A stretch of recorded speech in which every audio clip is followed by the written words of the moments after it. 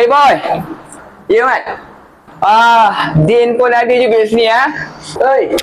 Ya Mat. Ya kau.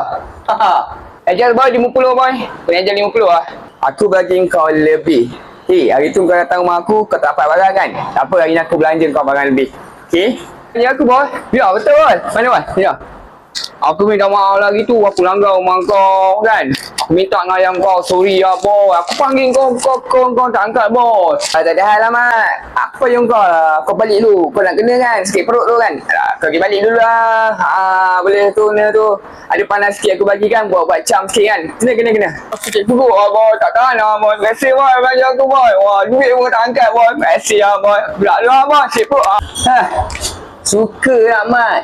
Dapat barang tu sakit perut. Banyak aku bagi dia boy.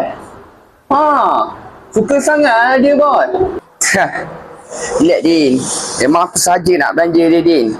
Ini budak Mat ni, kalau tak ajar sampai bila-bila dia naik kepala tau. Dia langgar aku, kasih dia cuti rehat Din. Kau relax je Din.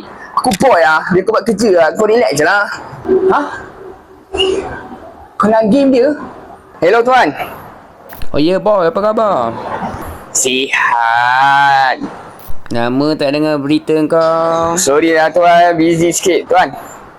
Ni ada seorang budak ni, saya nak bagi dia. Dia ada barang tuan. Sakat 39B tu, lekat tuan. Betul ke boy? Ya, ada barang tuan.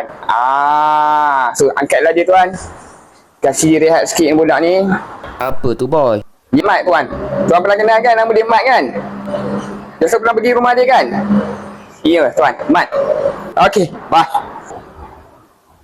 Kenapa dia?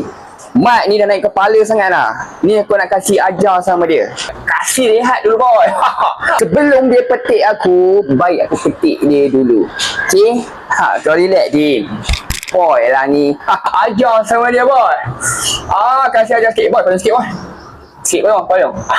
Okay boy. Okay, start. Okay. Kasih boy.